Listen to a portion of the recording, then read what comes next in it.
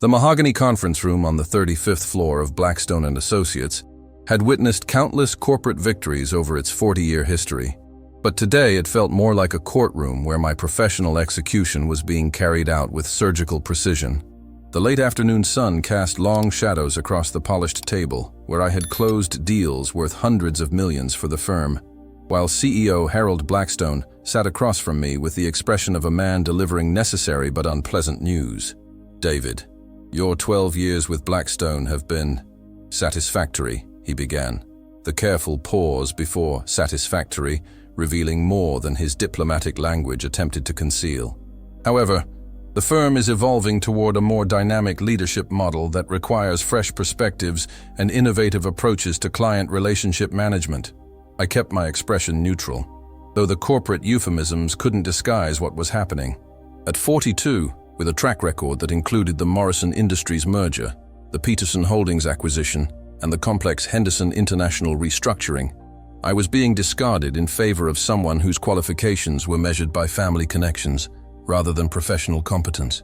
"Amanda will be transitioning into your role as Director of Strategic Partnerships," Harold continued, his tone taking on the forced enthusiasm he reserved for announcements he knew would be poorly received. "She brings exceptional educational credentials and a fresh vision for how we can expand our client development initiatives." Amanda Blackstone, Harold's niece, freshly graduated from Harvard Business School with precisely 18 months of actual work experience, most of that spent in consulting roles where her last name had opened doors that her capabilities couldn't have accessed independently. The nepotism was so blatant it bordered on parody, yet Harold delivered the transition announcement with the straight-faced authority of someone who had never been forced to justify his hiring decisions. "The Meridian Industries negotiation?"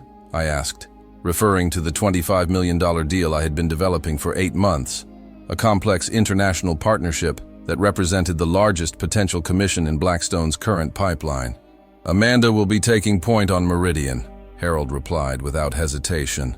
"Her international business background and strategic thinking make her ideal for managing sophisticated client relationships at that level."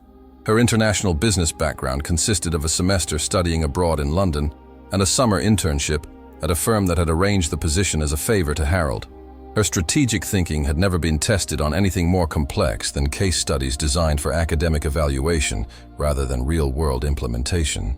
"The client relationship requires significant historical context," I said, making one final attempt to inject practical considerations into what was clearly a predetermined decision. Marcus Meridian specifically requested continuity in account management, given the complexity of the partnership structure we've been developing. Harold's smile was practiced, the expression of someone who had delivered similar transitions countless times over his career. "Amanda is quite capable of managing client expectations while bringing her own innovative perspectives to the relationship. Change often generates opportunities that established approaches might miss." The dismissal was polite but absolute. My decade of relationship building with Marcus Meridian was being transferred to someone whose innovations had never been tested under real-world pressure. The transition meeting the following morning was a masterclass in corporate humiliation, disguised as professional courtesy. Amanda Blackstone sat beside me in the conference room, where I had spent countless hours developing the Meridian strategy, her notebook filled with questions that revealed a fundamental misunderstanding of both the client's objectives and the regulatory complexities that had shaped 8 months of careful negotiation. "So the partnership structure is basically a joint venture with shared revenue?" she asked, her Harvard MBA vocabulary inadequate to grasp the intricate framework of licensing agreements, technology transfers, and international tax optimization that had required months of legal and financial engineering to construct. "It's significantly more complex than a standard joint venture," I explained, displaying the 60-page term sheet that outlined responsibilities, profit distribution, and regulatory compliance requirements across 3 different jurisdictions. Marcus Meridian's primary concern has been maintaining control over proprietary manufacturing processes while accessing European distribution networks that require specific partnership structures. Amanda's glazed expression suggested that the technical complexities I was describing exceeded her preparation for this transition. Her questions became increasingly basic as we progressed through the deal structure, revealing gaps in understanding that extended beyond inexperience. to encompass fundamental misconceptions about international business law and partnership taxation.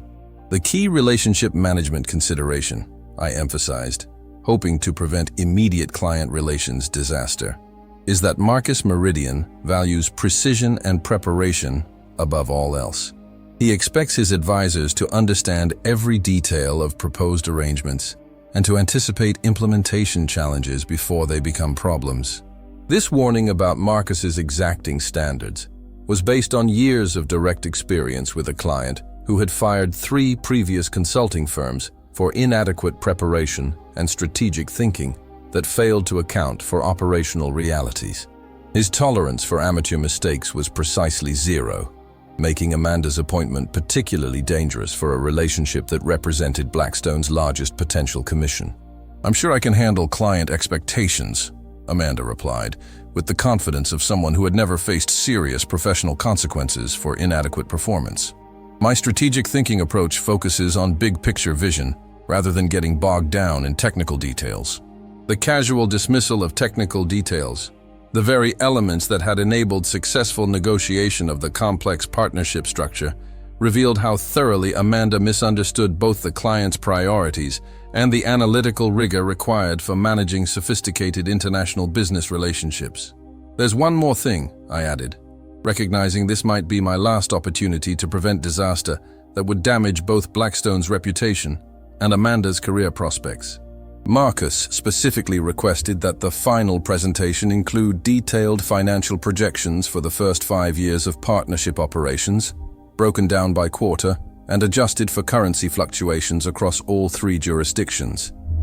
Amanda's expression suggested this level of analytical detail exceeded anything she had prepared during her brief career in consulting.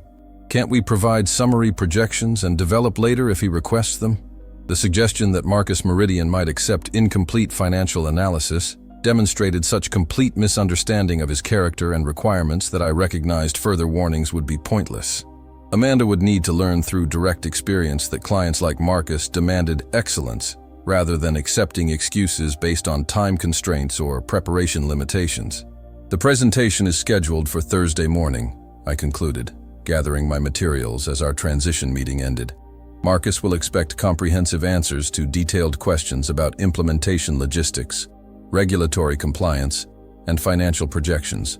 As I left the conference room that had been the site of my most significant professional achievements, I reflected on the irony that my replacement's incompetence might accomplish what my competence had been unable to achieve, demonstrating to Harold Blackstone that family connections were inadequate substitutes for professional expertise when managing relationships with sophisticated clients who demanded analytical excellence.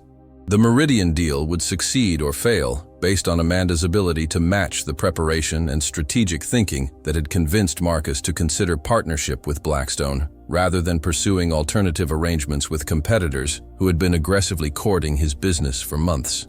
Her Harvard MBA and family connections would prove either adequate or embarrassingly insufficient when tested against the exacting standards of a client who measured advisors by results rather than credentials.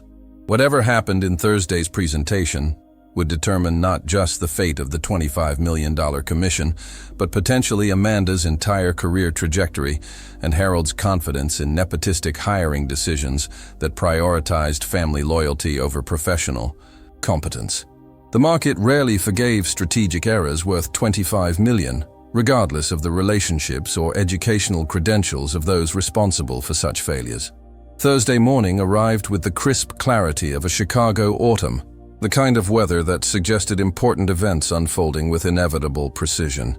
I wasn't scheduled to attend the Meridian presentation. My transition had been complete, my access credentials revoked, my involvement officially concluded. Yet curiosity about Amanda's performance and concern for a client relationship I had spent months cultivating drew me to the coffee shop across from Blackstone's building, where I could observe arrivals and potentially gauge reactions from the body language of participants entering and exiting the critical meeting. Marcus Meridian arrived precisely at 9:30 a.m., his punctuality reflecting the discipline that had built his manufacturing empire into a global presence. His expression was businesslike but pleasant as he entered Blackstone's lobby. The demeanor of someone anticipating productive discussions with advisors he trusted to deliver professional excellence, matching his own operational standards.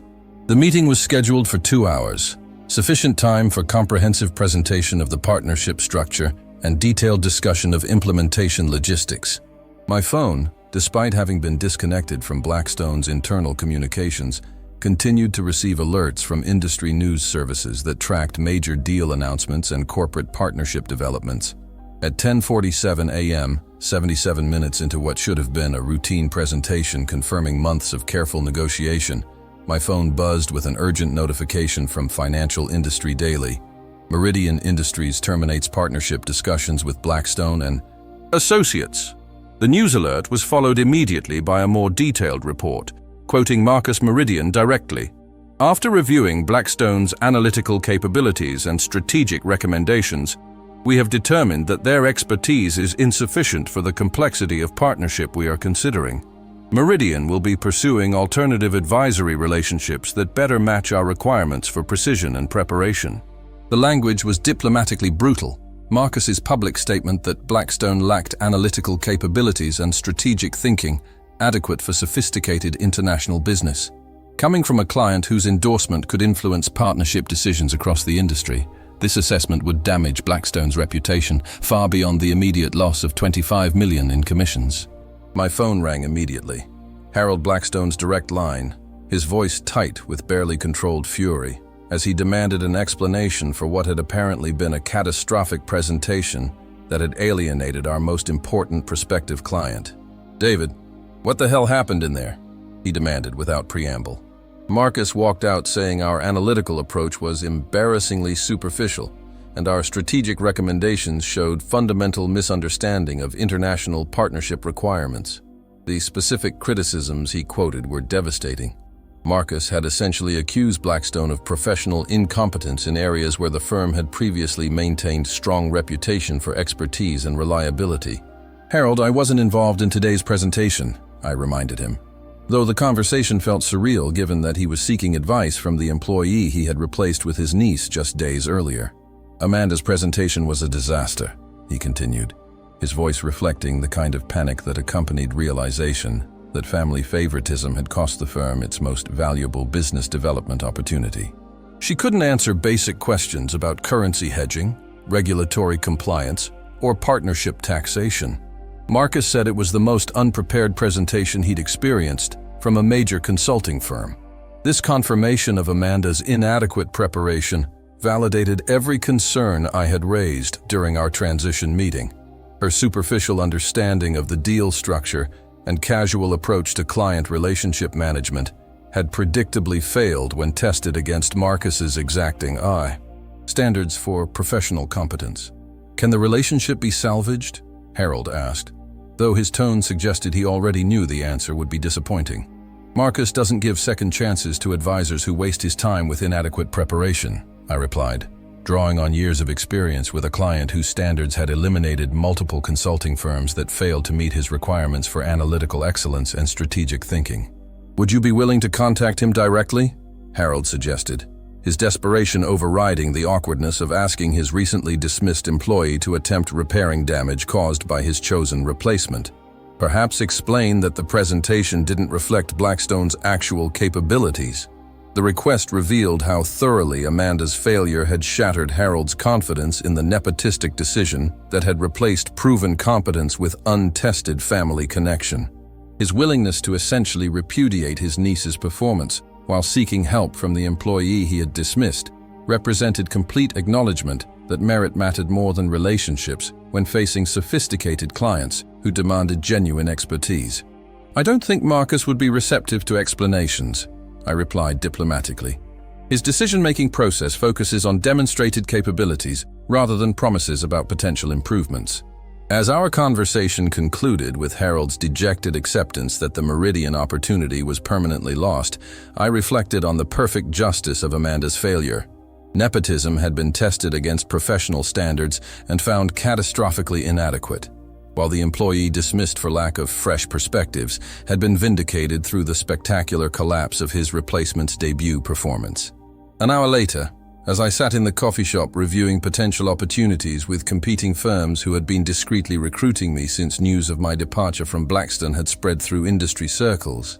My phone rang with an unknown number displaying a Chicago area code. David Chen speaking. Mr. Chen, this is Marcus Meridian. I understand you're no longer with Blackstone and Associates. His voice carried the distinctive, gravelly authority I had grown accustomed to during months of partnership negotiations. That's correct, Mr. Meridian. My employment was terminated earlier this week. I kept my tone neutral, uncertain about the purpose of his call, but recognizing that any conversation with him represented potential opportunity. I see. And the analytical work you developed for our partnership discussions, was that your independent analysis or Blackstone proprietary methodology?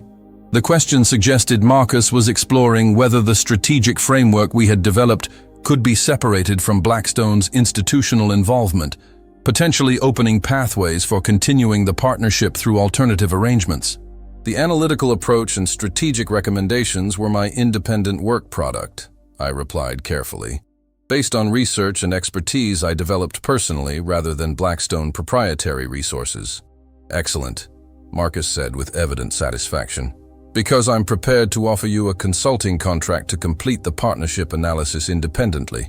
Blackstone has demonstrated they lack the analytical capabilities necessary for this level of strategic development. The proposition was breathtaking in its implications. Not just immediate financial opportunity, but validation that my professional value existed independently of institutional affiliation. Marcus was essentially offering to recreate the entire Meridian partnership through direct engagement with me personally, rather than through a consulting firm whose competence had been found wanting. The contract terms would be substantial, Marcus continued, given that you would be assuming responsibility for analysis that typically requires entire consulting teams.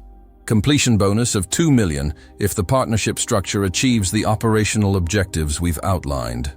$2 million. More than I had earned in 5 years at Blackstone, contingent on successful implementation of strategic recommendations that would determine Meridian's international expansion success. The financial opportunity was extraordinary, but the professional validation was even more significant. I accept, I said without hesitation, recognizing that this represented the perfect response to Harold's dismissal and Amanda's spectacular failure. When would you like to begin implementation discussions? Immediately, Marcus replied with business efficiency. My legal team is preparing termination notices for Blackstone. They'll be notified this afternoon that we're withdrawing from all discussions due to inadequate analytical support. Meanwhile, I'll have contracts prepared for our direct consulting arrangement. The timing was exquisite. Amanda's failure would be compounded by immediate confirmation that the client relationship she had destroyed was being transferred to the very person Harold had dismissed as unnecessary for the firm's evolving needs.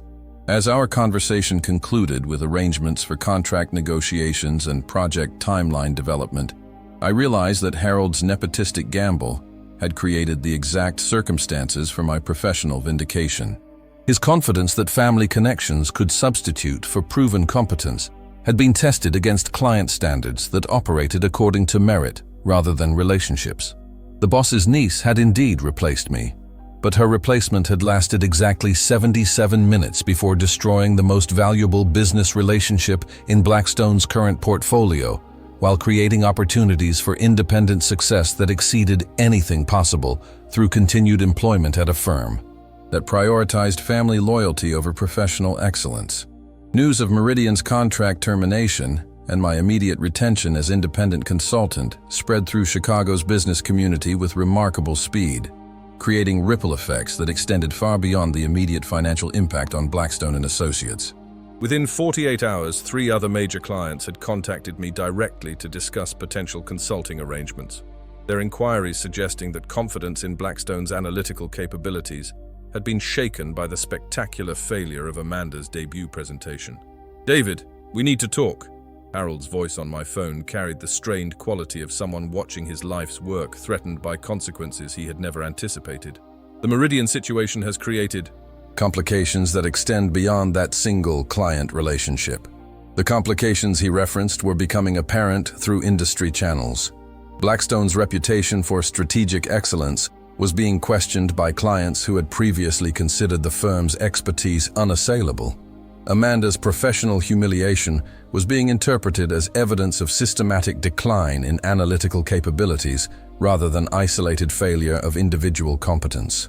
Pacific Holdings called this morning, Harold continued, referring to a client whose aerospace manufacturing contracts represented substantial ongoing revenue for Blackstone. They're requesting reassurance about the quality of strategic analysis they can expect given recent personnel changes. The diplomatic language couldn't disguise that Pacific Holdings was questioning whether Blackstone could continue providing the level of analytical excellence they required for managing complex government contracts and international expansion initiatives. One spectacularly failed presentation was threatening multiple client relationships that had taken years to develop. "I'm prepared to offer you a senior partnership position," Harold said, his voice reflecting the difficulty of making an offer to someone he had dismissed just days earlier. "Complete autonomy in analytical approaches, equity participation in major deals, and most importantly, immediate reinstatement as lead consultant for the Meridian relationship."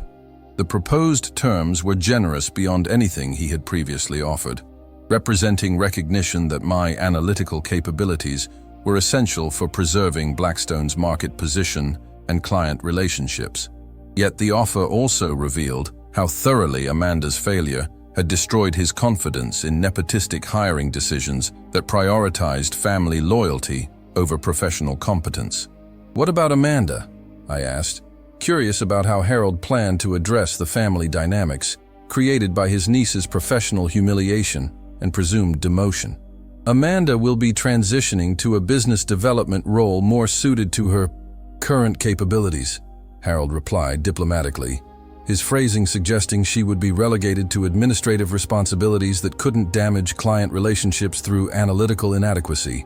The solution preserved family employment while acknowledging that strategic consulting required expertise that couldn't be inherited or appointed through personal connections. Amanda's Harvard MBA would provide sufficient credentials for business development activities that didn't require the precision and preparation that had proven beyond her current capabilities. "Harold, I appreciate the offer," I said, having already decided my response during the sleepless night I'd spent contemplating the extraordinary reversal in my professional circumstances. "But I've accepted the direct consulting arrangement with Meridian, and I'm establishing an independent practice focused on complex international partnerships." The rejection of his partnership offer, delivered to the man who had so casually dismissed my 12 years of service, represented the final reversal in power dynamics that had begun with Amanda's catastrophic presentation. Harold needed my expertise more than I needed his institutional platform. Independent practice? Harold's voice carried disbelief that I would abandon the security and prestige of Blackstone employment for the uncertainties of entrepreneurial consulting. "David, building a successful independent firm requires resources and relationships that take years to develop. I have 3 signed consulting contracts already," I replied, the satisfaction of this revelation making my voice steadier than I had expected. The Meridian relationship was just the beginning. Apparently, clients value analytical capabilities more than institutional prestige when facing complex strategic challenges. This confirmation that my professional value existed independently of Blackstone affiliation completed the transformation from dismissed employee to sought-after consultant, whose expertise was being competed for by clients who had previously associated my capabilities with the firm that had just discarded me. "You're making a mistake," Harold warned, though his tone suggested he was trying to convince himself as much as me. "The consulting industry is brutal for independent practitioners. You'll be back seeking employment within 2 years." His prediction might have carried weight if delivered by someone whose judgment hadn't just been spectacularly proven wrong through his replacement of proven competence with untested nepotism. The man who had confidently dismissed my value while promoting his unqualified niece was now warning me about business decisions, advice that had already been discredited through immediate consequences that exceeded his worst-case scenarios. As our conversation ended with formal arrangements for transferring my client files and project materials to my independent practice, I recognized that Harold's family favoritism had inadvertently created the exact circumstances for my professional liberation. His confidence that institutional authority could override client preferences for analytical excellence had been tested against market realities that operated according to merit rather than hierarchical positioning. The boss's niece had indeed taken my position, but her occupancy of that role had lasted exactly long enough to demonstrate that consulting success required capabilities that couldn't be inherited through family connections or credential through academic achievement alone. The independent consulting practice I established in the renovated loft space near Chicago's financial district embodied everything Blackstone's corporate environment had failed to provide: flexibility to pursue comprehensive analysis without artificial timeline constraints, direct client relationships unburdened by institutional hierarchy, and most importantly, the freedom to develop analytical methodologies that prioritized accuracy over appearance. Within 3 months of Amanda's spectacular failure, my client roster had expanded to include 7 major corporations seeking strategic analysis that incorporated the kind of international regulatory expertise and partnership structuring capabilities that had made the original Meridian deal so valuable. Each engagement generated fees that exceeded my annual Blackstone salary, while equity participation in successful projects created potential for long-term wealth that traditional employment could never have provided. The Morrison Industries restructuring generated $12 million in operational savings through the European subsidiary optimization you recommended, reported Jennifer Walsh, the former Blackstone associate who had joined my practice specifically to escape the increasingly toxic culture that Amanda's appointment had come to symbolize. They're requesting additional analysis of their Asian manufacturing consolidation opportunities. This expansion of client relationships, driven by demonstrated results rather than marketing presentations or institutional reputation, validated the analytical approaches I had developed through years of staying late to research regulatory developments and international business patterns that conventional consulting typically ignored. Most satisfying was the systematic vindication of analytical methods that Blackstone's culture had consistently undervalued. The comprehensive research that Harold had dismissed as excessive attention to detail was now recognized by sophisticated clients as essential for navigating business complexity that defeated standard consulting approaches. Blackstone's quarterly results were released yesterday, Jennifer added, consulting industry publications that tracked major consulting firm performance. Revenue down 18%, with client retention at historic lows. Several industry analysts are attributing the decline to strategic personnel decisions that prioritized relationships over expertise. The diplomatic language couldn't disguise that Harold's replacement of experienced consultants with family connections and recent graduates had created systematic capability gaps that clients were addressing by transferring their business to competitors whose analytical approaches better served their strategic requirements. Amanda's performance specifically? I asked, though professional courtesy demanded I not appear to be actively monitoring my replacement's struggles. 3 additional client presentations have been poorly received, Jennifer replied tactfully. Word in the industry is that she lacks the analytical depth necessary for complex strategic consulting, though Harold continues to publicly support her development while privately seeking to limit her client-facing responsibilities. This pattern, public support coupled with practical limitations, suggested Harold was beginning to recognize the costs of nepotistic hiring while remaining unable to fully acknowledge the magnitude of his error in judgment. My secure phone rang with the distinctive tone indicating priority client communications. Marcus Meridian's name appeared on the display, suggesting updates about the partnership implementation that had proceeded flawlessly since our direct consulting arrangement had replaced Blackstone's inadequate analytical support. David, excellent news. Marcus began with enthusiasm that had become characteristic of our interactions since eliminating Blackstone as an intermediary. The European regulatory approvals came through ahead of schedule. We can begin manufacturing operations 6 months earlier than projected.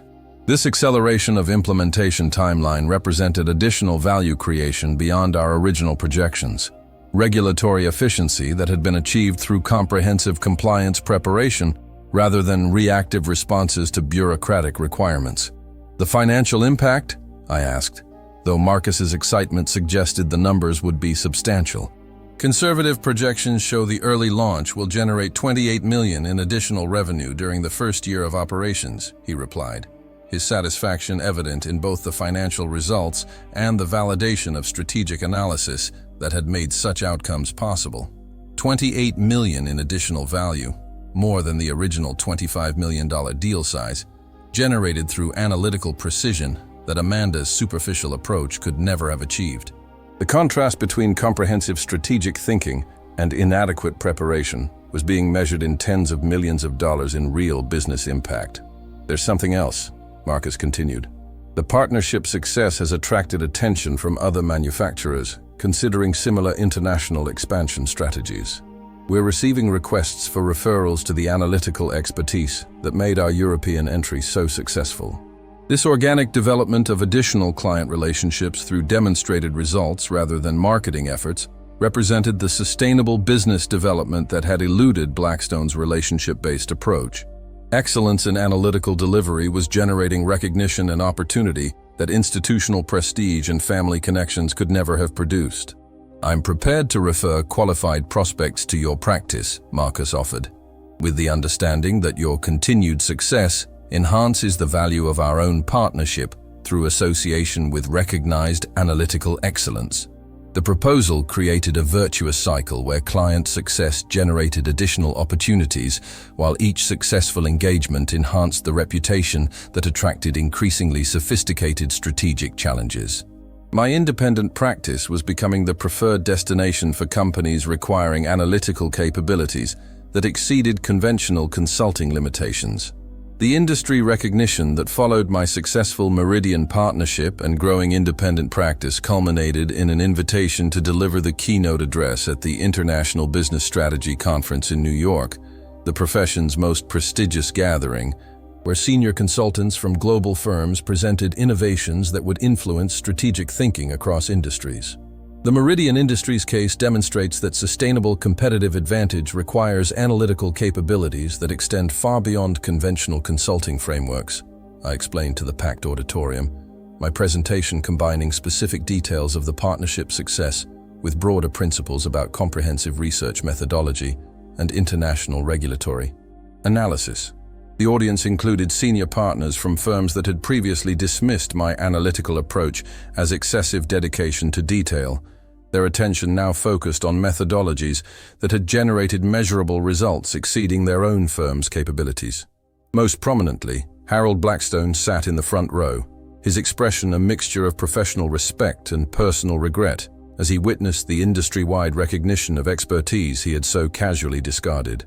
Traditional consulting timelines conflict with the comprehensive analysis required to identify emerging opportunities and regulatory changes that determine international business success, I continued, outlining research approaches that required sustained focus and patience, rather than the rapid deliverables that characterized most consulting engagements. The presentation was being recorded for distribution to business schools and corporate training programs, ensuring that analytical methodologies developed through my individual obsession with thorough research would influence how future consultants approached complex strategic challenges. During the question and answer session that followed, the most pointed inquiry came from Dr. Sarah Mitchell, whose academic research focused on consulting industry evolution and professional development patterns. Mr. Chen, your transformation from mid-level analyst to industry thought leader occurred despite being dismissed by your previous employer for approaches they considered excessive. What does this suggest about how consulting firms evaluate analytical talent? The question addressed the fundamental tension between institutional preferences for conventional approaches and market demand for analytical capabilities that transcended standard professional limitations. Many consulting firms mistake activity for analysis and coordination for competence, I replied, drawing on observations developed through years of watching colleagues prioritize appearance over substance. Clients increasingly recognize the difference between sophisticated presentations and sophisticated thinking, between relationship management and strategic insight. This assessment reflected broader changes occurring throughout the consulting industry as clients became more demanding about analytical rigor and measurable results rather than accepting polished presentations that lacked substantive strategic value. The most successful consultants moving forward will be those who combine comprehensive analytical capabilities with genuine expertise in their chosen domains, I continued, rather than those who rely primarily on institutional prestige or personal connections to maintain client relationships. The observation was particularly pointed, given Harold's presence in the audience and his recent experience of watching family connections fail catastrophically when tested against client expectations for professional competence. As the conference concluded with networking sessions and professional development discussions, I was approached by representatives from several major corporations seeking analytical consulting that could replicate the kind of strategic insights that had made my Meridian partnership so successful. Your methodology has become the industry standard for complex international partnership analysis, observed Catherine Dubois, CEO of a French manufacturing conglomerate, whose expansion into American markets required exactly the kind of regulatory expertise and strategic thinking that had characterized my approach to the Meridian Challenge. These direct client approaches represented recognition that my analytical capabilities had value independent of any institutional affiliation, while the systematic interest from sophisticated international companies suggested opportunities for growth that could establish a consulting practice rivaling the largest firms in revenue and influence. Most significantly, the conference had established my reputation as an innovator whose analytical methods were being studied and emulated throughout the profession. Transformation from office-eccentric, whose late-night research was mocked, to strategic methodologist whose approaches were being taught at the most prestigious business schools. The journey from dismissed employee to industry leader had been completed through natural market forces rather than personal vendetta, clients seeking analytical excellence rather than institutional prestige, results validating comprehensive research over superficial presentations, competence ultimately triumphing over connections when tested under real-world pressure. Harold Blackstone's confident replacement of proven capability with family favoritism had been exposed as fundamental strategic error through consequences that extended far beyond personal career damage to encompass institutional reputation and financial viability that would require years to rebuild. The boss's niece had indeed taken my position, but her tenure had been measured in minutes rather than years, while the analytical capabilities she had replaced were now commanding premium compensation and industry recognition that exceeded anything possible through traditional employment relationships. 6 months after the Meridian partnership had established my independent practice as a major player in international business consulting, I received an unexpected call that would test my analytical capabilities against the most complex challenge of my career. General Patricia Hayes from the National Economic Security Council was requesting immediate analysis of what appeared to be coordinated foreign influence operations targeting American manufacturing companies through compromised consulting relationships. Your discovery of the foreign infiltration networks has been classified as a national security priority, General Hayes explained during our secure video conference from her Washington office.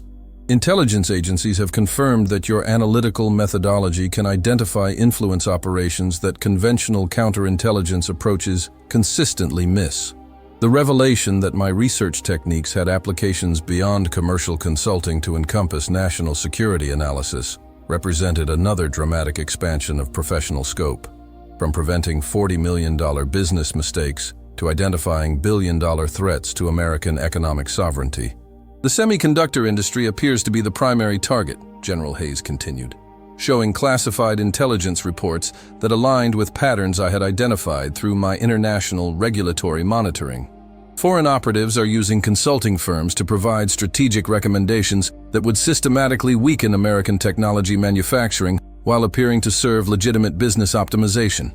This sophisticated approach, manipulating American businesses into self-destructive strategic decisions through trusted advisory relationships, represented exactly the kind of multi-layered threat that required comprehensive analytical synthesis rather than conventional intelligence gathering focused on single information sources.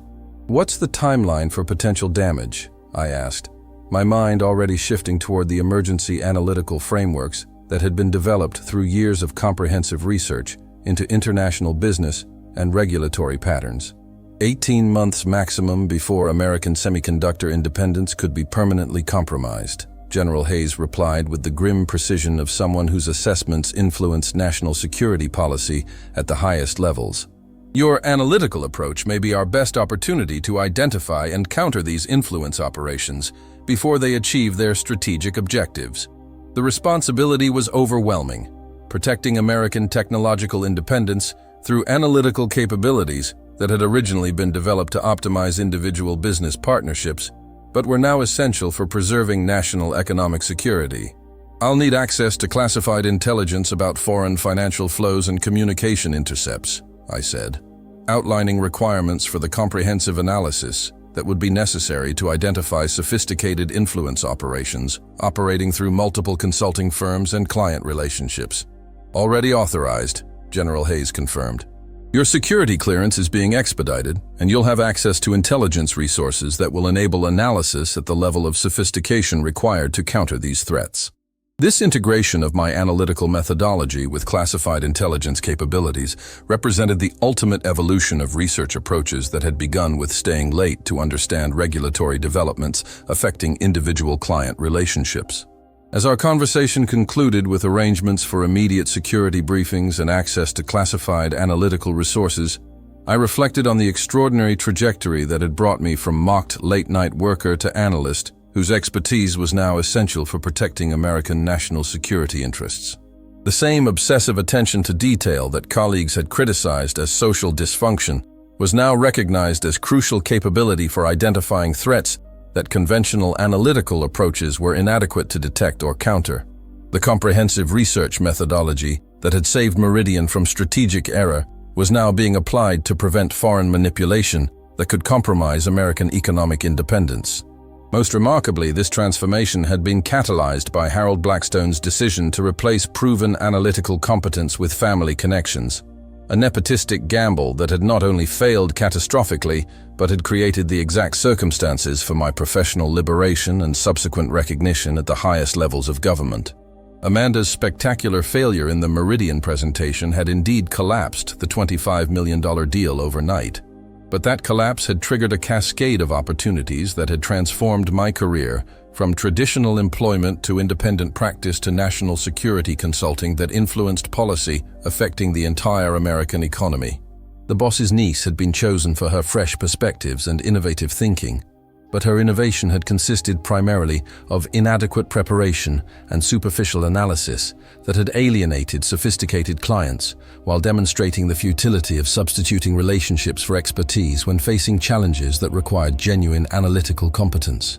The deal's collapse had been just the beginning of a transformation that had elevated analytical persistence from mocked obsession to essential national capability, while the family favoritism that had seemed so threatening to my career had actually created the conditions for professional achievement beyond anything possible through continued employment at a firm that valued connections over competence.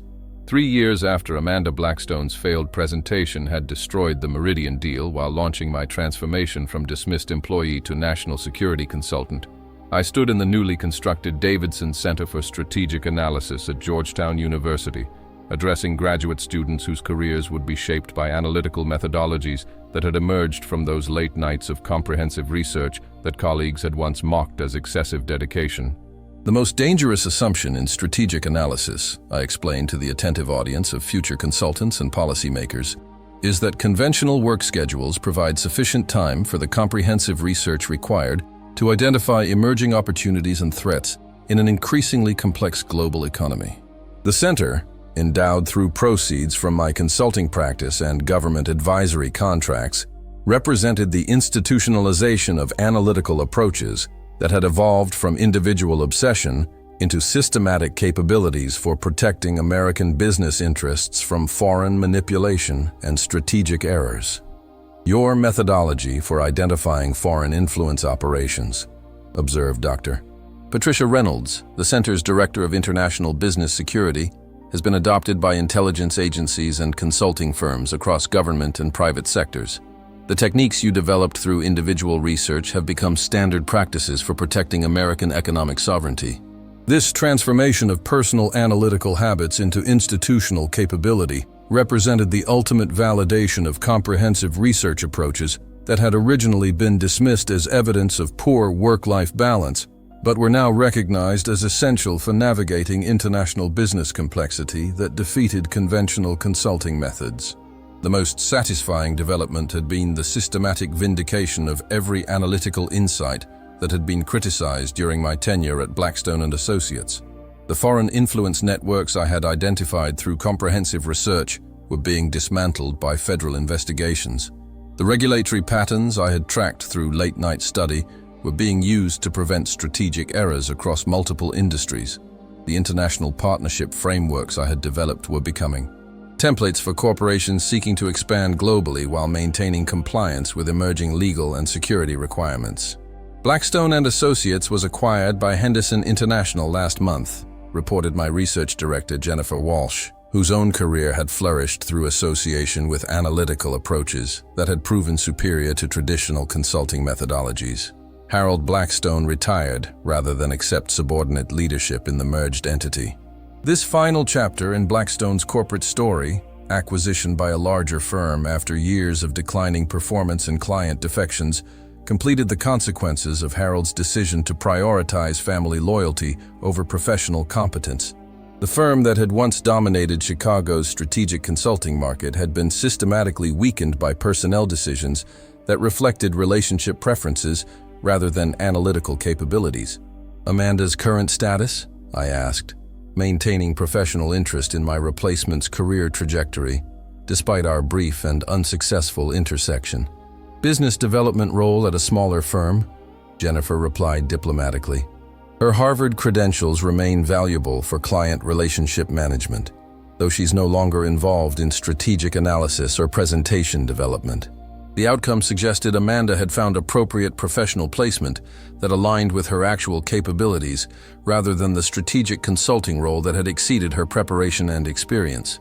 The family favoritism that had initially seemed so threatening to my career had ultimately guided her toward responsibilities she was qualified to handle successfully.